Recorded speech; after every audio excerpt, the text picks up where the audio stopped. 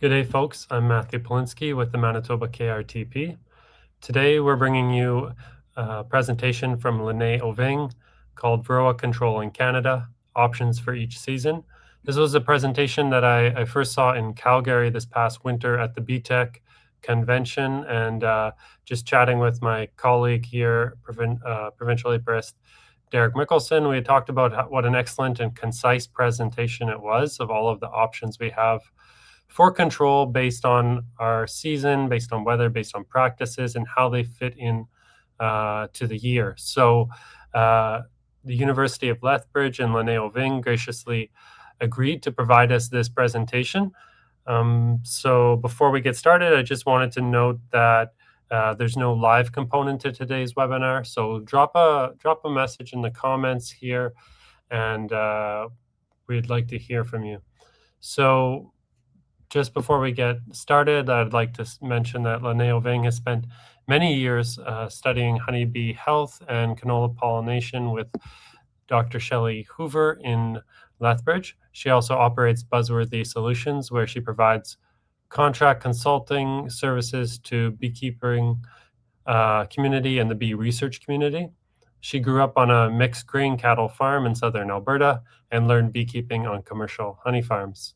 Lynae has a Master's of Science from the University of Alberta, and her experience also includes temporary roles as an apiary inspector, Alberta Provincial Apiculturist, and the lead of the Alberta Tech Transfer Program.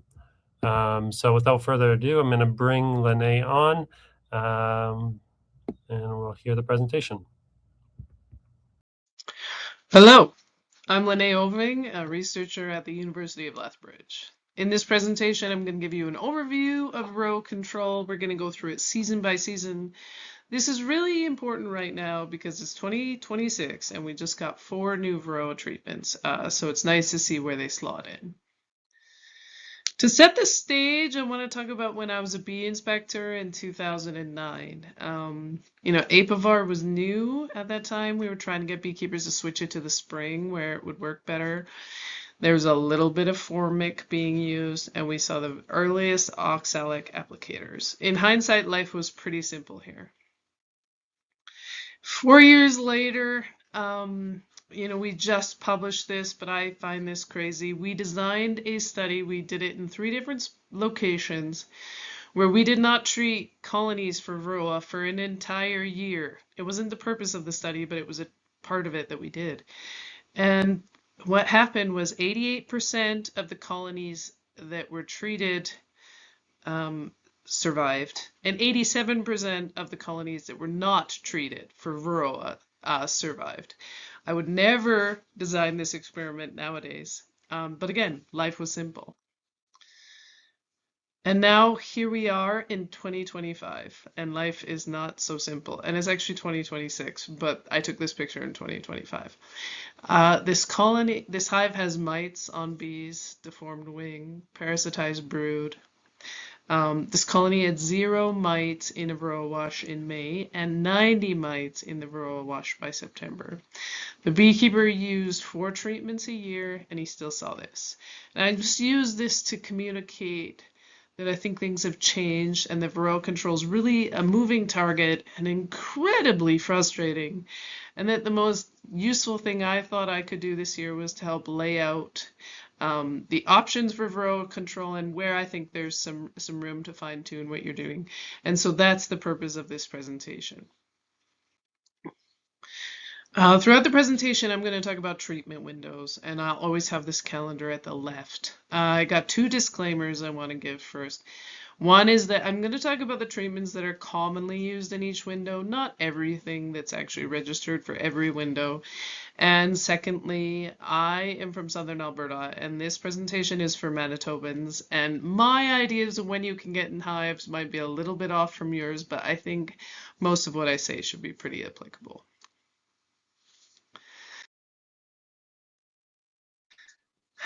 As this goes live in August, we will start right now, which is the summer window.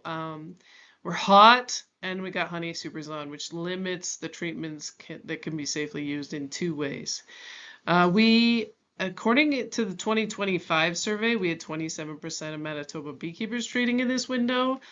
With the new options that came out this year, I think that will increase. The window comes in more important all the time. Our brood areas, just explode over this time, and that makes our mites also explode. And so anything we can do to kind of flatten the Varroa population over that time is useful. So just suppression is useful in this window. And the first thing we'll start with in the summer treatment window is Formic Pro. It's a good option used by many Manitoba beekeepers, according to the survey.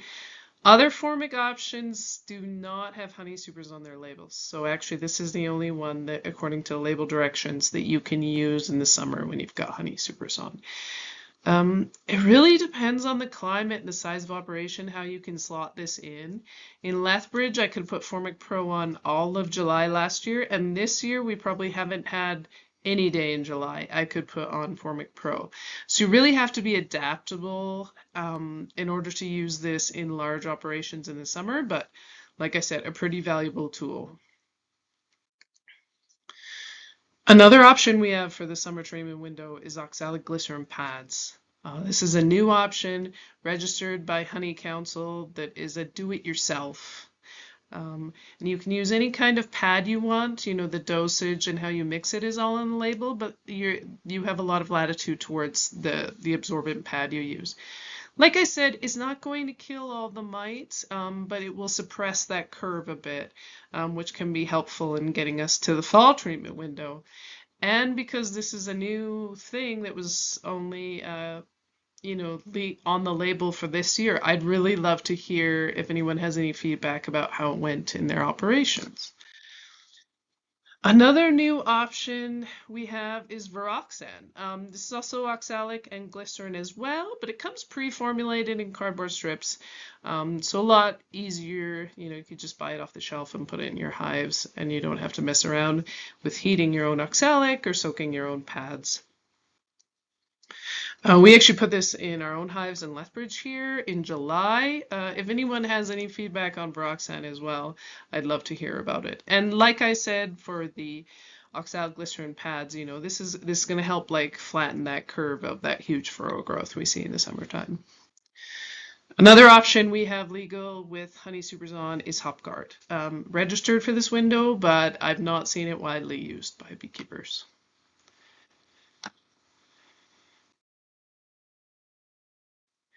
So now we move to our fall treatment window where the Varroa explodes, as you can see. The supers are off, so we get some new options. And really, the reason why the Varroa explodes in this window is not that this is when all the reproduction happens, but it's because of all the brood hatching. So saying a big double, we're going to go from something like 8 frames of brood down to 4 frames of brood throughout this window, and even lower. And so if you're doing alcohol washes, it can seem like they'll double every 2 weeks during this time because of all the mites emerging from brood. So the take-home messages I have for this window is really to treat as early as possible. Now, I know on the calendar here I put it mid-August. Obviously, that's 100% contingent on honey flows and when you can get your supers off, but the earlier the better. The next step I really want to emphasize is to check after the treatment and then do another one if needed.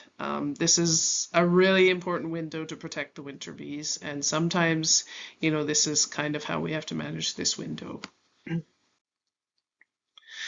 We're going to start with the 3 formic options, which are great in this window. I just want to point out, because Formic Pro is registered with supers on, you can put it on even before the flow ends, which can help you to get some earlier mite control if that's something you can work into your operation. So to go through these 3 options one by one, on the left we have our good old meat pads, which we're all familiar with for many years now. In the middle is Mite Gone. This is an older picture. To me, it's actually the color bologna, not green like that. And then we've also got Formic Pro. These all work well. A lot of beekeepers use these Formic products in the fall for happy bees and healthy bees. I just want to point out there's about a half degree of temperature difference in where they fit. So I don't know if that's all that important to you, but make note of that when you're looking to put it on. And I want to be upfront about how Formic works in hives, and I know that people are scared of it. And, I do believe it can damage hives. On the left is damage I've seen in our own hives. We've got some pupae out on the front entrance. On the bottom there, you've got a lot of disease larvae. You can almost mistake it for EFB sometimes if you go in within a couple days of Formic being on. But then on the right, we have some of the damage that happens from Varroa. We have some mites on bees, deformed wing virus, parasitized brood. Personally, I'd way rather have the damage on the left for just a couple days, usually about 4 days often it seems, knowing my bees are going to be healthier in the long run. They're going to look great in a couple weeks. Than the damage on the right, which is going to last for months. And these viruses can last for years, and this is going to kill a hive every winter you see it. So that's just my 2 cents being upfront about Formic damage. Fall treatment window, we also have thymol products as an option. My master's work actually involved Thymovar, and I found, because you put it on the top of a double, that the bees don't like to be near it and they go into the bottom. But in the fall, that's what bees are doing naturally. So it kind of works within that season well. These temperature ranges can be hard to hit in some areas, and so that might limit its usefulness, particularly in Manitoba. And then also in the fall, we can use our synthetic miticides. They are used in the fall, but surveys usually show that more beekeepers use them in the spring, so I'm going to talk about them when I get to spring. So we'll just put a hold on the synthetic miticides for now.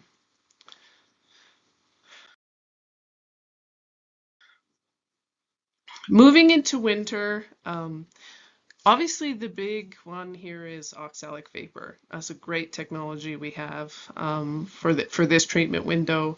I love how far the technology in applicators has come. It's really becoming quite simple for every beekeeper to put on.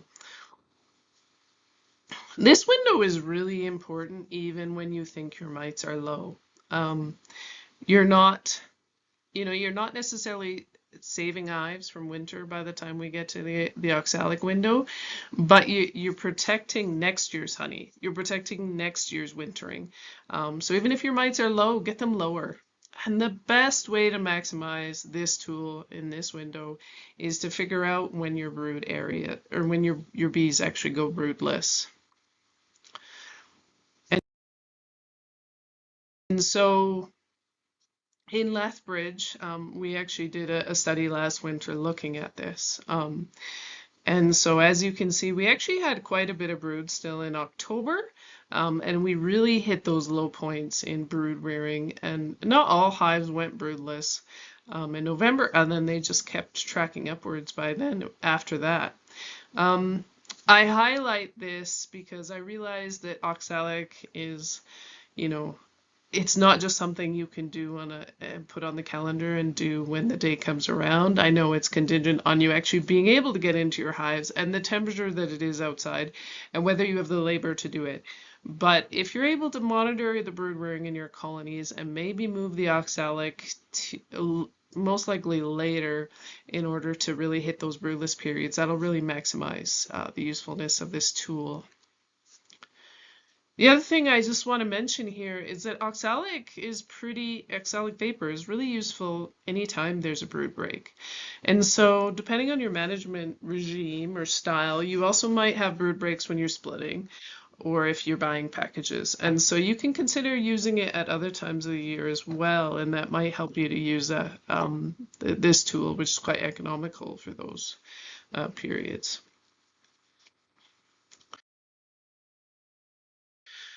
Now we're transitioning into the early spring. You know, the colonies are brooding up, but we've got these really low daytime highs, and that really limits what we can use here. The mites are often quite low. The mite bombs have all died. It's our first chance to get into hives as we're doing other hive management, and the colonies are often small, which makes them easy to treat. Now, these are synthetic miticides, and this is what's widely used here. Um, we have Apistan and Baverol. These are still registered as options, but most beekeepers we see are using Amitraz products. And this year we went from having one Amitraz product to three. I'm going to explain the differences for you on the next slide. But what I want to say is obviously there's resistance issues with both of these synthetic miticides. And we really need to be evaluating and within your own operation to see what kind of control you're getting out of these and also managing that resistance. And in particular with Amitraz, this means beekeepers seem to still be able to use it, but it's definitely going to be effective if you're also using oxalic and formic as well to try to kill off some of those resistant mites. And so resistance management is really important here.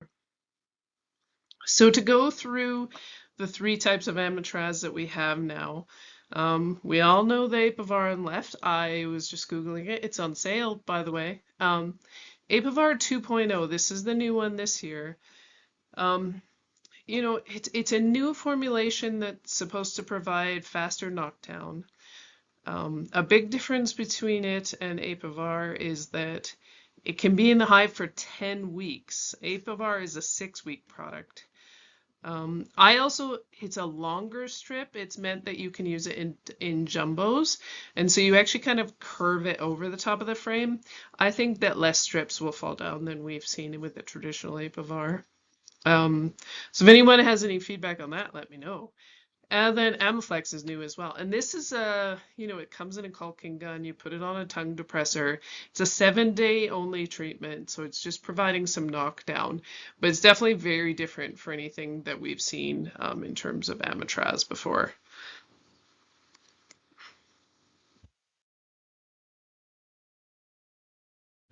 I just have this empty slide here to highlight that there's really nothing else that gets used in this window. And we could use some great new options here, but we don't have any right now. And so now we've transitioned into the later spring treatment window. And it's warming up, but we don't have supers on. And so that really means it's warm enough that we can use our formic products, which are used by many beekeepers here.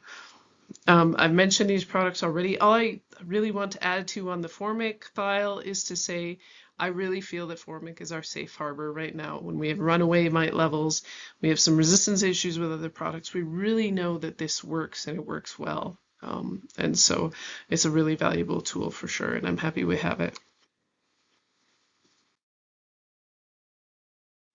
We're going to cycle back here to Amiflex, and I just want to point out that because this is a 7-day treatment, you know, it slots into different treatment windows than we would have used Amitraz before. Say you find out you've got high mites in late May, you wouldn't have normally put on Apivar then, but you can put on a 7-day Amiflex treatment. Thymovar and Apolifar are also used in this window, provided you can hit these temperatures I've put below.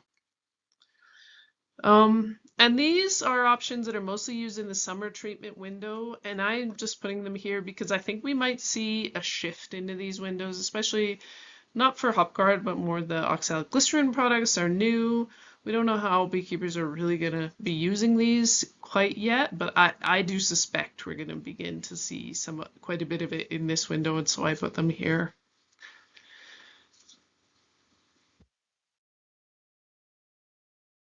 And now we've returned to the summer treatment window again, hot with honey supers on, and so we've covered the whole year of products that we have.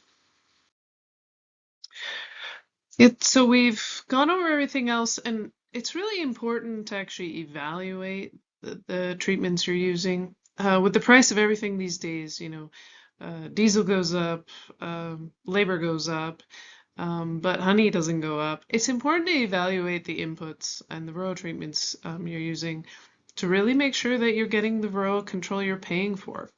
And this year is really important because we have 4 new products as well. And so we really need to evaluate them and see their worth in your own operations before you pay for them. And this is something that Manitoba beekeepers are already doing, evaluating before and after treatment. This is a survey results from the 2025 CAPA survey. And 45% of Manitoba beekeepers are monitoring after treatment, which is great. A few years ago, I'd be really chuffed at that. There's always room for improvement in that area, but definitely on a good trend upwards in terms of monitoring and also in terms of monitoring after treatment so that we can evaluate how well they're working. So obviously 88% of Manitoba beekeepers are using Varroa washes. So I'm not going to spend a lot of time here. All I want to say is there's more options than just the one on the left. If you have a reason to dislike the one on the left, keep shopping around. You know, the blue one, beekeepers sing its praises. The Easy Check, I think, has a very leaky lid. And the one on the right was designed by Randy Oliver, uses Starbucks cups, and is actually fully field portable. So you could just do all your washes there in the field. And, you know, it's a great option. But there's more options here every year. And the other thing I just want to point out is that Dawn is wonderful. So you don't have to use winter windshield wiper fluid if you're still doing that. It's more accessible, it's cheaper, and everything is not as sticky when you're done. It's lovely. I just want to, you know, if you've never tried using Dawn instead of wiper fluid, I just want to say you got to do a pretty concentrated solution. So it's about 5 ml per liter. That's way more than you'd use to do dishes. 25% of beekeepers are using sticky boards in Manitoba. So obviously you already know about this. I just want to mention that the rapid sticky board, which I've seen a few Alberta beekeepers do where they're combining an oxalic blast with a sticky board to get like same day mite drop, is really useful for certain applications and particularly for finding mite bombs. So consider that if you can work that way in. And so to wrap up everything I've said, you know, what to consider in your own operation, you know, determine the usefulness of Apivar and Abstan-type products and what sort of Varroa management that they will deliver for you. Consider the times you're using Formic, if there's a way to work in more of it, and what's your comfort level with a little bit of brood loss.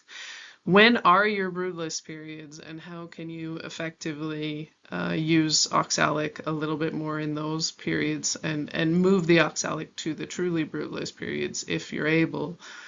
How are you going to evaluate treatments? What methods will you use? And, you know, ultimately, because beekeeping is becoming an economic exercise, you know, what's the return of investment on each product?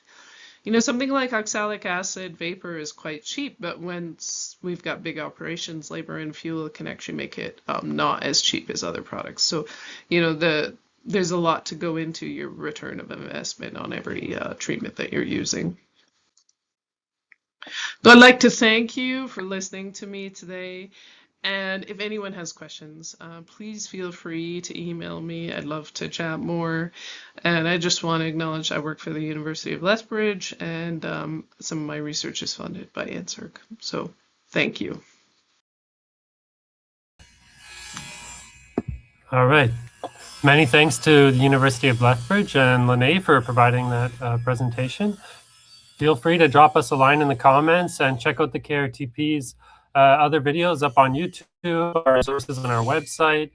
And we're going to be setting up a newsletter, so you'll be able to stay up to date on our in-person and online events. Also, follow us on Facebook, Instagram, and thanks for tuning in. Have a great rest of your season. Bye-bye.